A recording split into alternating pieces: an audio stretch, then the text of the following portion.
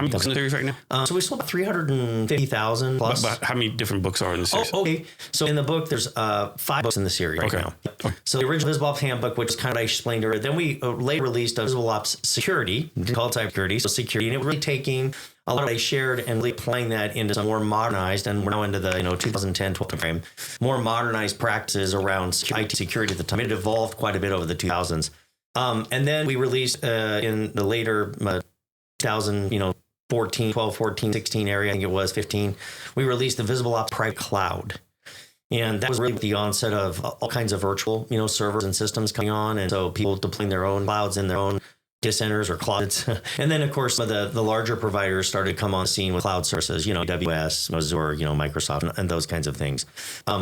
So that was the Visible Ops Cloud book. And then we sat for a while, quite frankly, as some things were changing in the industry and kind of being a student of it. And I had the idea that we really security, as we kind of knew coming in the 2020 timeframe, security is going to be the big deal. It's going to be a lot of brewing thoughts for 2 or 3 years. And then finally, about a year ago or so, I put some of those thoughts to paper and in December released the Visible Ops Cybersecurity book.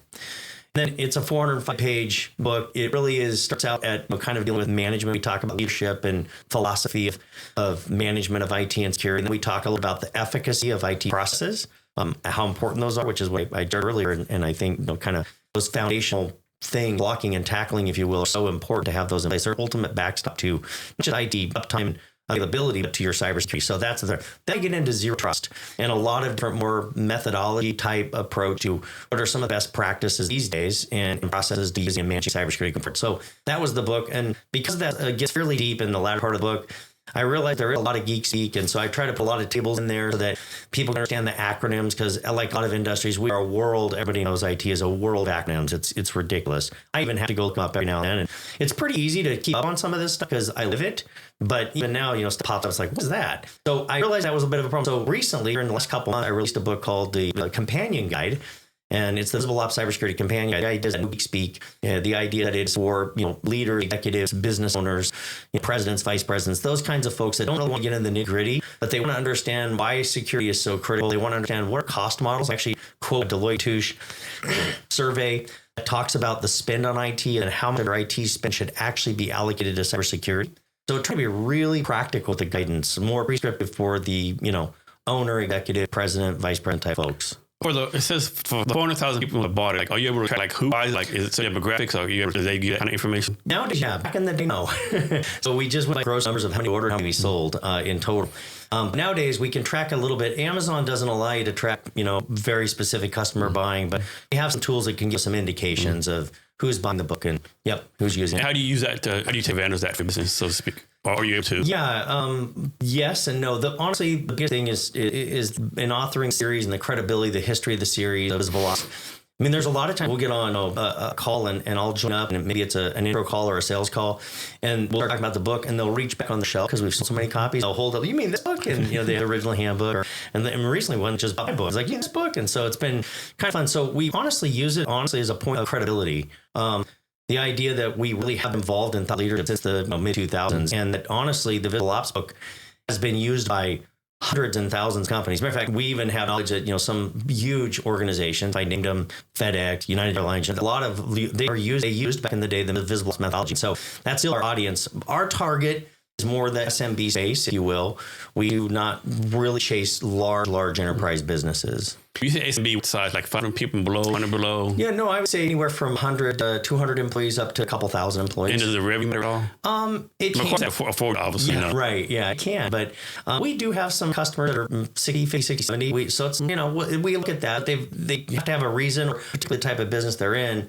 They really understand that they really need help, time availability, and tight cybersecurity. So those tend to be the more the fit, because it could be a smaller company, but they have enough revenue and they do enough in tech or things that they need to protect with intellectual property, whatever, that they'd be a good fit. So if it's a bestseller, question is like, most question. It's like everyone says the book's a bestseller, and it sounds like everyone can't be a selling book, right? But what makes you say you're a bestseller? Yeah, so we did a big launch of the book and a big push. And of course, we have some of the history of sales of the previous book. And so people that have bought, so we reached out to what marketing reach we did have, and basically did kind of a big announcement of a big push. And honestly, with that push, the way that it works, if you can select categories that people buy your book in, that you categorize it in, you sell so many hundred books in a certain period of time, you can get deemed by Amazon as a bestseller. So we sold several hundred books in a concerted period of time with a launch, and that immediately catapulted me up to being a bestseller. Okay, so next, on your bio, somewhere bio link to some say that you're recognized as a thought leader in modern security strategies. So like, who made you a thought leader, right? You just wrote yourself, I'm a thought leader. Did some organization do that? Because a lot of people out there is like, I'm a thought leader, I'm an expert, but are you really right? How did that come about? Yeah, that's a really great question. Yeah, good point. We can all say what we are. I mean, I'll start off to some degree. Yeah, there's a certain self-proclamation, but it's not without the credits to back it up. So not only 30 years in the industry, a veteran of the industry, and really growing up, in the space and touring, but then also the being early on, not many people would hit the bar of being involved in the IT Process Institute, where we did research, benchmarking, and prescriptive guidance. So we did a lot of research that really backed up a lot of the claims that we made about what is a best practice around visible ops methodology tied to the ITIL. Looking at things like how do you manage change and all of the various factors, collect that, a lot of data, apply regression analysis, all the things that you do in good research. We actually partner with Gartner Group on that. But so being involved from the research side is a credibility piece. And then, of course, actually applying the world, not just theory in a book, that these are good best practice. We actually use it as a real thing and for many years and seen success from it. So I think from that foundation, it does. And then along that, you kind of formalize the track, right? I do have an MBA in cybersecurity. I am certified, honestly, probably more technical than I need to be, but I'm certified on multiple technical certifications, as well as some other more process, like I'm ITIL certified and my CISO, Chief Information Security Officer certification. These are not run-of-the-mill, pay $200 to get certification kind of deal. They're pretty deep dive. So I think when you add the practical hands-on experience over the 30 years, you add the involvement in the research, again, benchmarking, prescriptive guidance development, and then you have the real-world application of using those particular methodologies and applying them. I think it makes you an expert, honestly. In my book, I think that's pretty fair to say that you're a cybersecurity expert at that point. I agree. So back to golf, right? You always hear that you play golf. If you want someone's business, do golf, right? Because you can convince them to buy your stuff in 4 hours. You might want to quit your business. Have you been able to find a lot of business playing golf? We do a lot of regional and national customers, so it's not always real pragmatic that I can get on the golf course with somebody. I mean, I'm generally not going to jump on a plane with my clubs and go play with but there have been some times, and particularly more in our local market, where I've rubbed shoulders with folks, and that's been able to turn to business. So certainly wouldn't be opposed if I'm at some kind of if I'm speaking at an event, which I've done quite a bit of speaking, which is another point to kind of be an authority on it. But, speaking and doing various podcasts, not that I wouldn't certainly meet with a client, go golf. I'd be open to that. I always heard this too, with golf, you can't play golf anyone, right? Because you don't want to play golf with some you don't like, right? Yeah. It's a lot of time. Of course, the proverbial joke is, you go out with your buddies on Saturday, and I'm part of a club. So, go out and you both golf. It's like, well, hey, how are they doing? Your wife, and she's like, I don't know. You just spent 4 hours with them. I know, right? How do you not know what they're thinking or how their family's doing? So, we're guys sometimes are wired that way. Yeah. So in your years of tech, you've done a lot of keynote addresses, correct? Mm-hmm. So when you give a keynote address, two questions. When you give an address, what do you want to get out of it? And then what do you want to give the people, the audience? Sure. So number one, honestly, it's a little bit of establishing yourself as a leader, to tie back to that. So it's good for the resume, if you will, for your experience.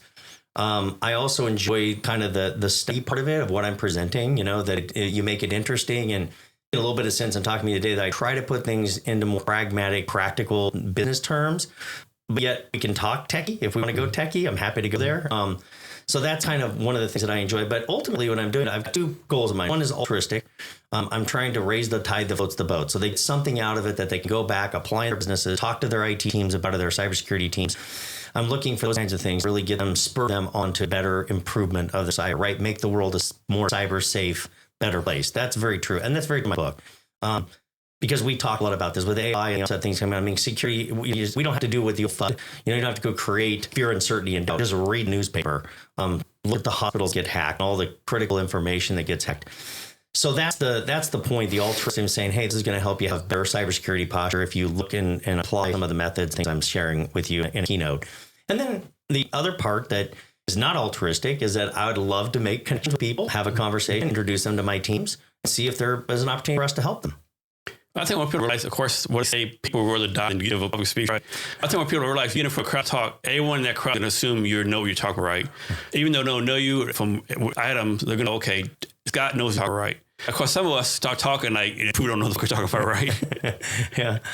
Yeah. I think there's an expectation that, if you're going to get up there, they wouldn't have selected you to be one of the speakers if they didn't think you knew your stuff and you didn't have the credibility to back it up. So a lot of times, these days they'll go watch or see something. This podcast might be watched actually and say, okay, he can actually communicate about IT and cybersecurity. So the future of cybersecurity, in the future, you think will depend on AI more or human more for cybersecurity? Yeah, I think, I know I get a bad answer, but both. And the reason I say both is because there are certain things as we look at algorithmic, behaviors are happening, heuristics on a network, that it's very easy to tune the AI, be able to catch those things and basically discount or basically categorize those as false positives, as we say,